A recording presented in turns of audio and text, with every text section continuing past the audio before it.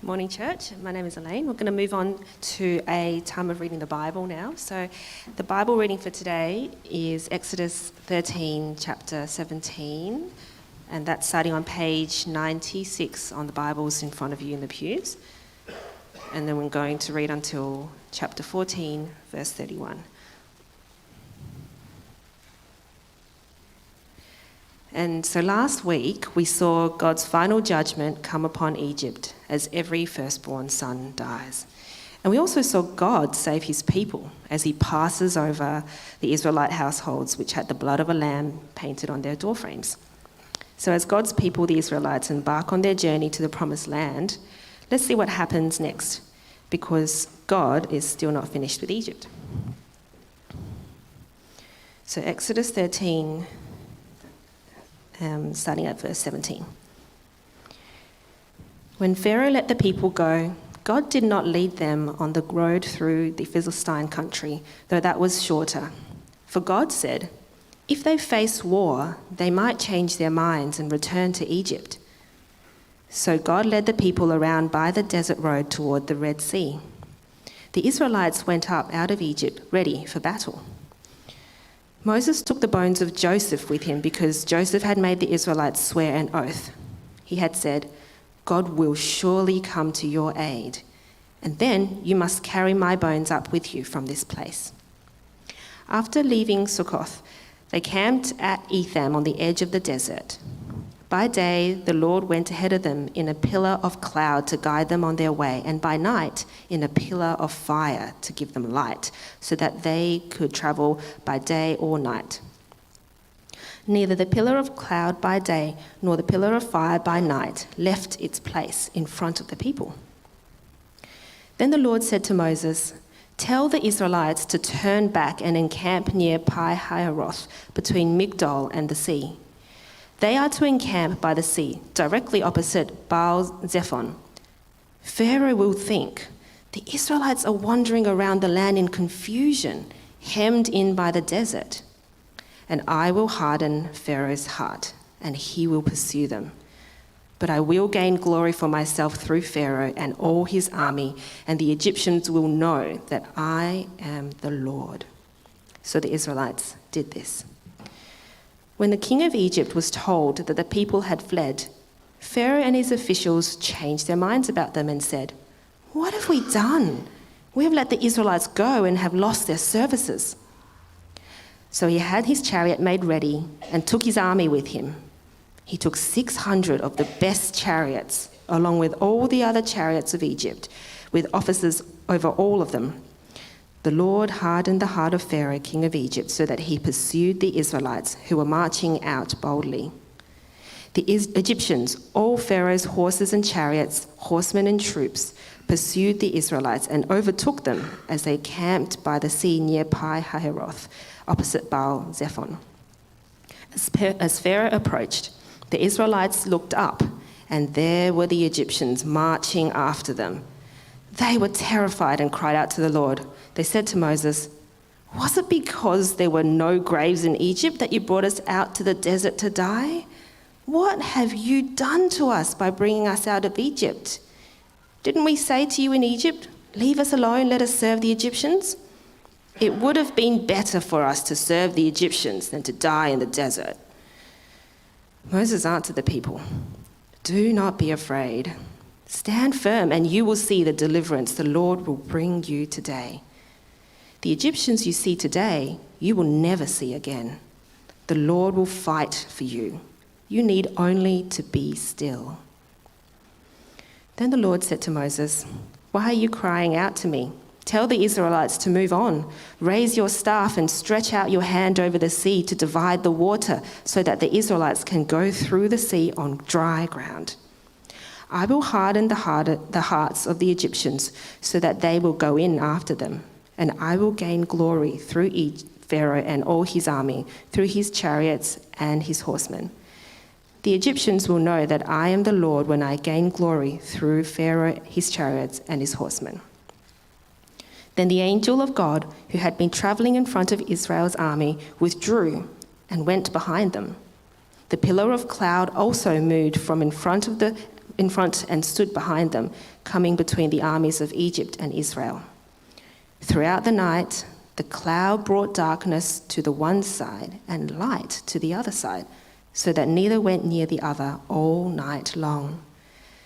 Then Moses stretched out his hand over the sea, and all that night the Lord drove the sea back with a strong east wind and turned it into dry land.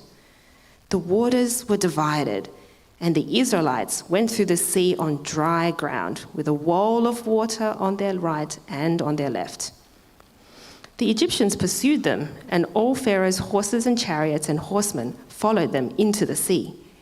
During the last watch of the night, the Lord looked down from the pillar of fire and cloud at the Egyptian army and threw it into confusion.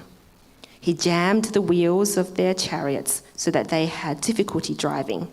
And the Egyptians said, "Let us get away from the Israelites. The Lord is fighting for them against Egypt." Then the Lord said to Moses, "Stretch out your hand over the sea, so that the waters may flow back over the Egyptians and their chariots and horsemen." Moses stretched out his hand over the sea, and at daybreak the sea went back to its place. The Egyptians were fleeing toward it, and the Lord swept them into the sea. The water flowed back and covered the chariots and horsemen. The entire army of Pharaoh that had followed the Israelites into the sea, not one of them survived. But the Israelites went through the sea on dry ground, with a wall of water on their right and on their left. That day, the Lord saved Israel from the hands of the Egyptians, and Israel saw the Egyptians lying dead on the shore.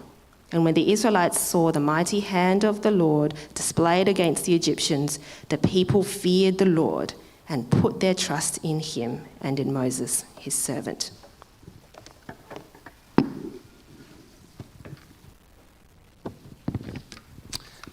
Thank you, Elaine. Can I ask you to turn back in your Bibles to the start of the reading, which you'll find verse 17 of chapter 13. You'll need to have that open in front of you. And at the same time, please grab one of these leaflets. If you didn't pick one up on the way in, they should be at the doors. Inside, as always, there's a reasonably detailed outline of what we're going to cover. There's a couple of extra Bible passages in there. This will save you having to look them up. So if you have them in front of you, you'll find that really helpful.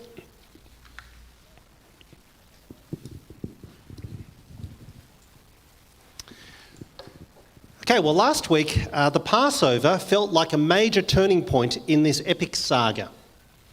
With it, God rescues an entire nation from slavery, and they're now on their way to the Promised Land, a land flowing with milk and honey. But it seems that God has unfinished business with Egypt because Pharaoh still hasn't given up. Not even the death of every firstborn son is enough to convince him to stand down and leave God's people alone. And that means that God's people are still vulnerable. They are refugees on the run. And Pharaoh is going to send his mighty army after them. Well, let's see what happens. Point 1 on your handout, on the way to the Promised Land, Exodus 13, 17 through 22. The first part of the reading begins with a potential problem, a positive sign, and a great reassurance. A potential problem, a positive sign, and a great reassurance. You can see each of those notes there on your handout. Firstly, a potential problem. Pick it up with me in verse 17. Verse 17. When Pharaoh let the people go, God didn't lead them on the road through the Philistine country, though that was shorter. For God said, if they face war, they might change their minds and return to Egypt. Here's the potential problem. Despite their miraculous deliverance from Egypt, God's people are still very fragile. So they're left in haste in the middle of the night, but they might lose heart in the harsh reality of the cold light of day. Which, of course, is a pretty fair concern, given that what we've seen so far in Exodus is the fact that the Israelites have hardly covered themselves in glory. They have been sceptical, doubtful, at times outright hostile towards Moses. Because, as we've been seeing in this story, there on your handout, it's not like Israel was any better or more deserving than Egypt. So there's a potential problem, but there's also a positive sign. There's a positive sign because for once, the Israelites actually get something right. Look at verse 19 with me. Verse 19. Moses took the bones of Joseph with him because Joseph had made the Israelites swear an oath. He'd said, God will surely come to your aid, and then you must carry my bones up with you from this place. Now, what's all this about? Well, it's actually taking us back in time to the promise that Joseph made the Israelites swear 400 years earlier when they first came to Egypt. In fact, you can see the passage there in Genesis chapter 50. This is the previous book in the Bible. Let me read out a couple of verses. They're there on your handout. Genesis 50, verse 24. Joseph said to his brothers, I'm about to die, but God will surely come to your aid and take you up out of this land to the land he promised on oath to Abraham, Isaac, and Jacob. Joseph made the Israelites swear on oath and said, God will surely come to your aid, and then you must carry my bones up from this place. Which is exactly what the Israelites do. They take Joseph's bones with them as they leave Egypt. It is, once again, on your handout, it's a reminder, we belong to a bigger and better story. You see, the promise that the Israelites made to Joseph, that promise is meant to point us towards the even greater promises that God made to them through Abraham.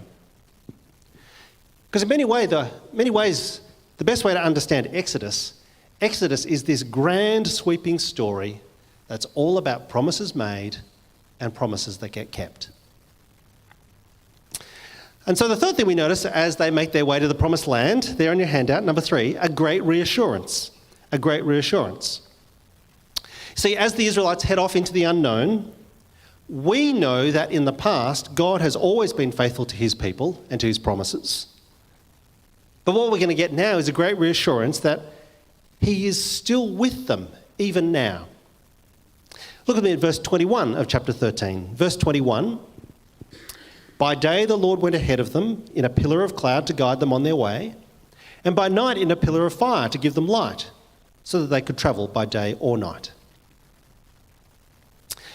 Well, I suppose I'd just like to point out that this is perhaps the greatest navigation system that's ever been devised. There's a pillar of cloud during the day, there's a pillar of fire at night to guide them on their way. Which is a great relief and a great reassurance, because it means that wherever they go, they will never be alone, because God himself is with them. Now, it is worth pointing out that something that's, I think, helpful for us to hear about the way God leads and guides us. You notice here that in being with them by the pillar of cloud and the pillar of fire, God doesn't give them the entire route that they're going to need to take for the next 40 years. Actually, his guidance is only one day at a time.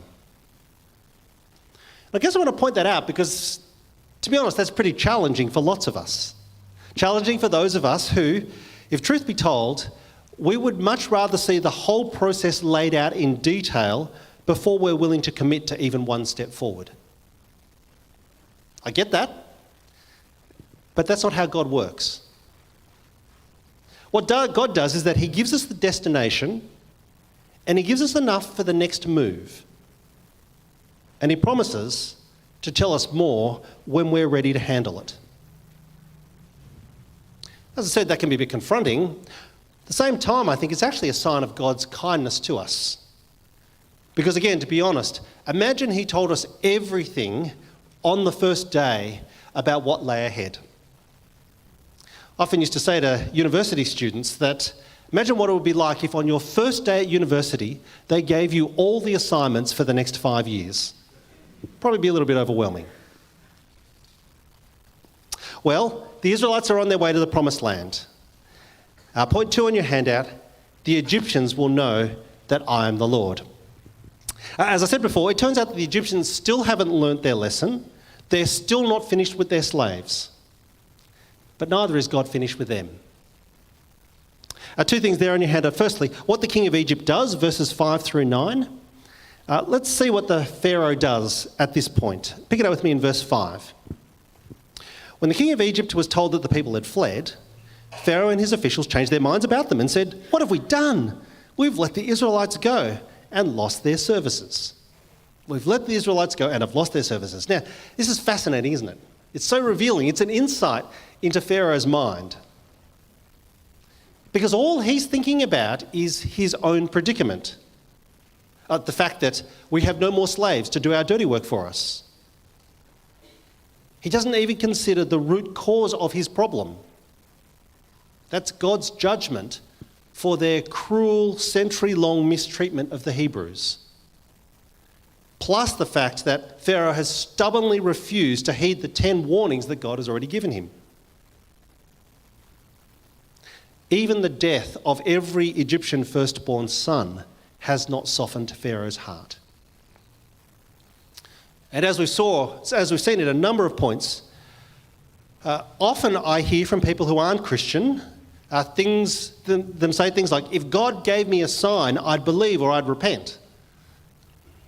And I want to acknowledge that sometimes that's a very genuine request. But sadly, sometimes it's just a smokescreen. It's a deflection. Because what we're seeing in Exodus time and time again is that actually the more you ignore God, the harder it is to change your mind and to admit you were wrong. One of the takeaways, I think, is for me to say, please don't make the same mistakes as Pharaoh, because he's about to lose everything. So, the king of Egypt, he musters his army to send them after his former slaves, and yet, point 2 on your handout, God is still in control. God is still in control of this situation. Because even as Pharaoh mobilises his army, God insists, look with me at verse 4. Verse 4, God says, I will harden Pharaoh's heart, and he will pursue them, but I will gain glory for myself through Pharaoh and all his army, and the Egyptians will know that I am the Lord. I will gain glory for myself through Pharaoh and all his army, and the Egyptians will know that I am the Lord. It is a great relief to know that even as Pharaoh marches out with his mighty army, and I say it's a mighty army because you probably noticed as Elaine read it out, it kept talking over and over again about horses and chariots, over and over and over again. Basically, horses and chariots were the ancient world's equivalent of tanks. So he's sending tanks out against women and children who are on foot. God's people look incredibly vulnerable. But God is in control, and God will still be glorified. And yet, his people are far from assured. Point 3, was it because there were no graves in Egypt that you brought us to the desert to die? At this point, the scene changes to the Israelites who see the army approaching, and they're not particularly reassured. Pick it up with me in verse 10. I'm just going to read out verses 10 through 12. As Pharaoh approached, the Israelites looked up, and there were the Egyptians marching after them. They were terrified. They cried out to the Lord. They said to Moses, was it because there were no graves in Egypt that you brought us to the desert to die? What have you done to us by bringing us out of Egypt? Didn't we say to you in Egypt, leave us alone, let us serve the Egyptians? It would have been better for us to serve the Egyptians than to die in the desert. Well, we're aware of Egypt's unbelief, but now we see the unbelief of God's own people, of the Israelites. We're seeing what God's people are made of, and quite frankly, it's not very positive, and it's not all that surprising because, once again, it's not like Israel was any better or more deserving than Egypt. Now let me acknowledge, I understand that in times of stress, it is very easy to panic. It's to forget the things that actually we know to be true, but you have to say that verse 12 is absurd. Verse 12, it would have been better for us to serve the Egyptians than to die in the desert. That's what they say. Really? They're saying it would have been better for us to be enslaved for another century under a brutal regime where a pharaoh could order the death of all their baby boys. That's better than serving the God who has just liberated them from Egypt. Obviously, God's people still doubt God's power. And so, point 4 then, near the bottom left of your handout, the Israelites saw the mighty hand of the Lord displayed against the Egyptians. We're going to see what happens next, and I'm going to read out verses 13 and 14. As I do, I'd love you to try and answer this question as I read it out. Here's the question. Who will save the Israelites now? Who will save the Israelites now? God or them? Okay, pick it up with me, verse 13. Moses answered the people, "Do not be afraid. Stand firm and you will see the deliverance the Lord will bring you today. The Egyptians you see today you will never see again. The Lord will fight for you. You need only to be still." It's pretty hard to miss the point, isn't it? Do not be afraid, he says, but stand firm and you will see. That is, there is no need for you to take matters into your own hands. Just watch and observe what God does. And what they're to see? You will see the deliverance the Lord will bring you today, because the Egyptians you see today, you're never going to see them ever again. There's God's promise for his people. And to really hammer the point home, Moses concludes, the Lord will fight for you. You only need to be still. You get the point, right? Stand firm. Be still. You will see the Lord will fight for you. It's true. Egypt is a global superpower. Remember all those chariots? Egypt is a global superpower. Israel, nothing more than a ragtag bunch of refugee ex-slaves who have no land of their own. But God says, don't worry. Trust me. I've got this. Now, we don't need to linger over the graphic details of what takes place in the rest of chapter 14. We all know how the story is going to end. That night, God holds back the Red Sea, and the Israelites cross over safely. And when the Egyptians start to follow, once the Israelites are safe on the other side, God allows the water to flow again. Look at how verse 28 concludes, down the bottom of the page there on your Bible reading. Verse 28, the water flowed back and covered the chariots and horsemen, the entire army of Pharaoh that had followed the Israelites into the sea. Not one of them survived. Not one of them survived. Well, let me say that unfortunately for the water engineers here, there is no interest in the mechanics of the miracle. We're not told how all of this took place. Instead, the emphasis in the passage is on the meaning of the miracle. Why did it happen? What are the implications? There's actually two things that come from this passage. The first meaning of this event, the first is that Pharaoh's army must be destroyed or else God's people will never be safe. I'll say it again. Pharaoh's army must be destroyed or else God's people will never be safe. They will always be looking back over their shoulder unless God deals with the army. Here's the second meaning of the event. It's even more important. Because of what God has done, the whole world is going to hear about it. Because of what God has done at the Red Sea, the whole world is going to hear about it. You see, Egypt's strength came from her slaves. That's how they built the pyramids. Their economic might came from their slaves. And Egypt's power militarily, it came from its army. And both are now gone, along with all of their firstborn sons. It's saying that God's judgment has fallen on Egypt. And as we're going to see in a moment, that means that the nations of the world will sit up and start paying attention to this people and to their God. Well, what's perhaps most remarkable about this whole episode is that for once, the Israelites actually get it right.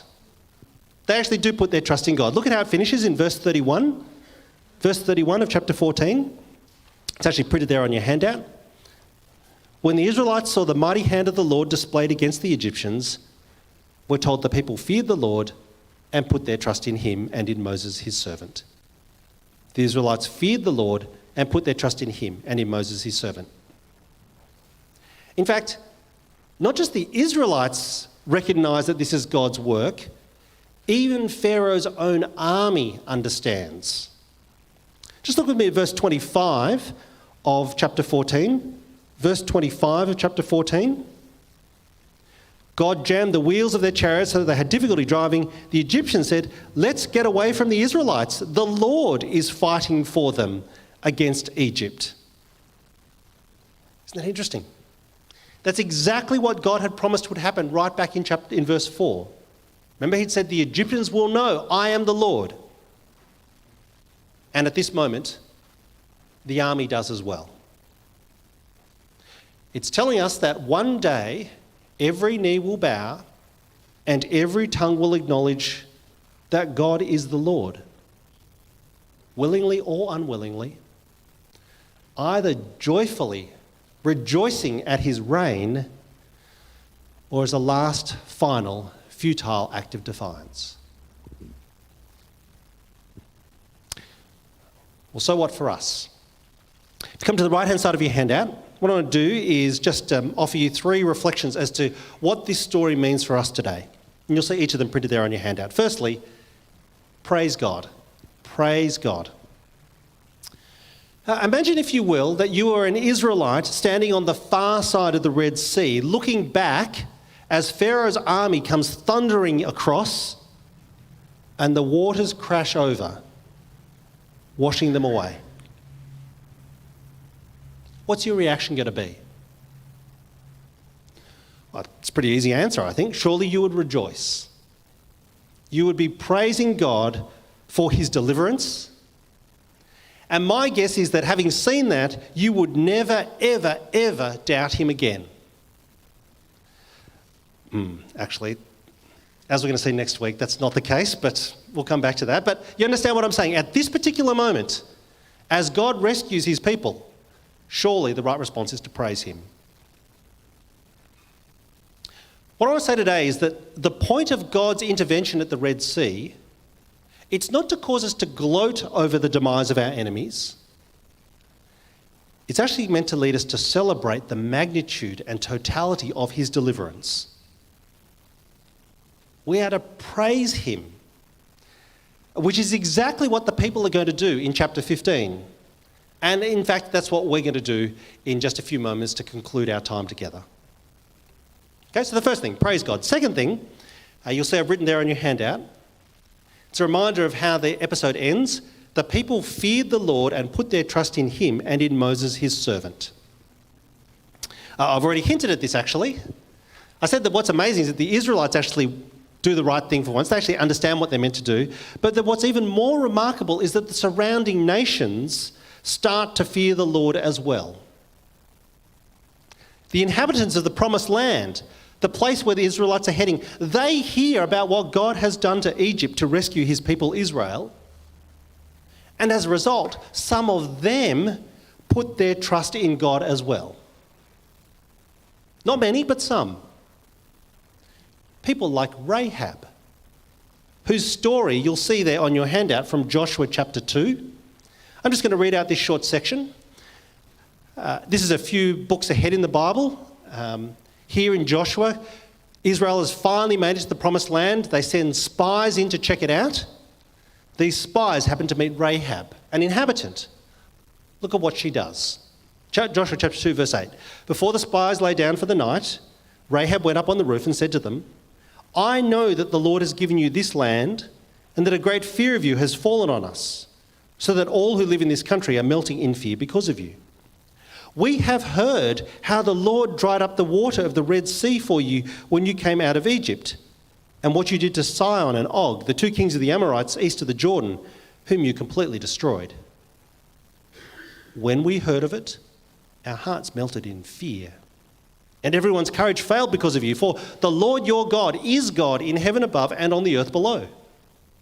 So then, please swear to me by the Lord that you will show kindness to my family, because I've shown kindness to you. Give me a sure sign that you will spare the lives of my father and mother, my brothers and sisters, and all who belong to them, and that you will save us from death." Do you remember what God's promises to Abraham were back in Genesis 12? That through him would come a great nation in a land that would be a blessing, and that all the peoples of the earth would be blessed through him as well. People, it seems, like Rahab. Rahab, who is saved and from whom eventually will come Jesus the Messiah, the son of David, the son of Abraham. Because, once again, you and I, we belong to a bigger and better story. Third implication for us, bottom right of your handout, recognise which promises of God we can depend on today. Recognise which promises of God we can depend on today. You'll see that I said there on your handout that I want to say something about how we read the Old Testament as Christians. How we read the Old Testament as Christians. It's a good point for me just to make a couple of comments here. Firstly, we don't read the Old Testament moralistically. That is, you don't read the Old Testament looking for examples of what we should do in imitation of the people in the Old Testament. Mostly because, as we've seen, generally, the Old Testament characters don't do a very good job. So actually, you don't read the Old Testament looking just to repeat what they've done. That would be moralistic. Rather, as Christians, we read the Old Testament theologically. That is, to see what it says, what God is like, and why He is worthy of praise. And above all, as Christians, we read the Old Testament Christologically. That is, seeing how it points us to Jesus, who is the culmination and fulfillment of all of God's promises. What I'm saying is that when Christians read the Old Testament, we don't expect that God is going to repeat for us what He did back then. You know, if I can put it this way, there is no expectation that God will part the Red Sea in your life, whatever it is. Because everything that God did back then in Exodus, He did to fulfill His promises to Abraham. And since then, He's brought those very precious promises to Abraham to a glorious completion in Jesus. And He's done it in a way that is bigger and better and broader and more brilliant and more beautiful in every way. I ran out of B's. I thought about bonza, right? Like everything about it finds its fulfillment in Jesus. That's actually the reason why we Christians today have an even greater cause to celebrate than God's people on the edge of the Red Sea. We have a greater reason to celebrate. Because what we've seen is not just the fall of the Egyptian army, we have seen God in Christ defeat Satan and even death itself. A couple of verses there on your handout from the New Testament, from Colossians 2. Having disarmed the powers and authorities, He made a public spectacle of them, triumphing over them by the cross. But perhaps most significantly, 1 Corinthians 15. For Jesus must reign until He has put all His enemies under His feet. The last enemy to be destroyed is death itself. What does all this mean for us? Well, today I want to say, if you're here as someone who's not a Christian, who's trying to work out what the big deal is about Jesus, can I invite you to come and join us? Come and join us, because what Jesus is doing is inviting all the peoples of the world to come and be blessed in Him. It's the reason why Christians look back to Father Abraham in Genesis 12 to see the shape of the promises. But it's also why we look ahead to Jesus, where those promises are fulfilled. Because Jesus' plan is to welcome in disciples from every nation, every tribe, every language, and every tongue. People just like you and me today. Look at what He says at the end of Matthew's Gospel, printed there on your handout, bottom right-hand side. Jesus came to His disciples and said to them, "All authority in heaven and on earth has been given to me. Therefore go and make disciples of all nations, baptizing them in the name of the Father and of the Son and of the Holy Spirit, and teaching them to obey everything I've commanded you. And surely I am with you always, to the very ends of the age."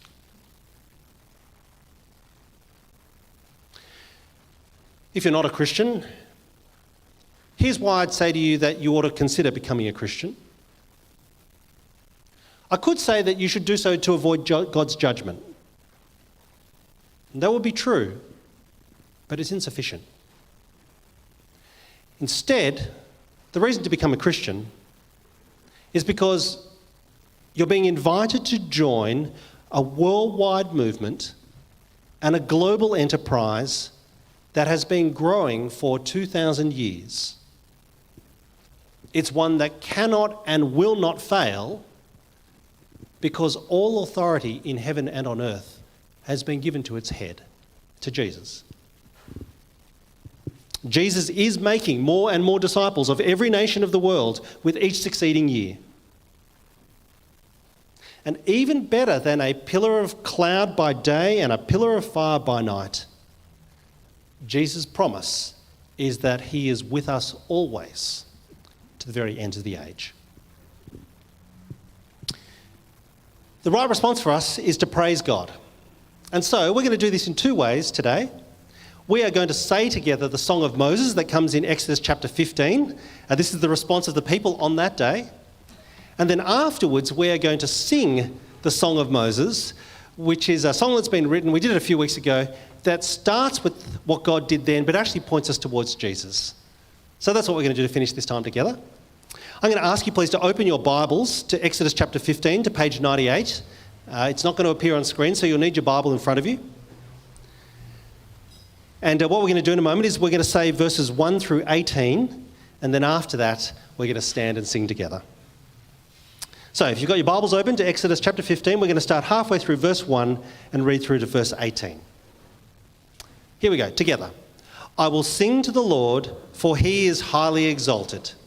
Both horse and driver he has hurled into the sea. The Lord is my strength and my defence. He has become my salvation. He is my God, and I will praise him. My Father's God, and I will exalt him. The Lord is a warrior. The Lord is his name. Pharaoh's chariots and his army he has hurled into the sea. The best of Pharaoh's officers are drowned in the Red Sea. The deep waters have covered them. They sank to the depths like a stone. Your right hand, Lord, was majestic in power. Your right hand, Lord, shattered the enemy. In the greatness of your majesty, you threw down those who opposed you. You unleashed your burning anger. It consumed them like stubble. By the blast of your nostrils, the waters piled up. The surging waters stood up like a wall. The deep waters congealed in the heart of the sea. The enemy boasted, I will pursue, I will overtake them. I will divide the spoils. I will gorge myself on them. I will draw my sword, and my hand will destroy them. But you blew with your breath, and the sea covered them. They sank like lead in the mighty waters. Who among the gods is like you, Lord? Who is like you, majestic in holiness, awesome in glory, working wonders?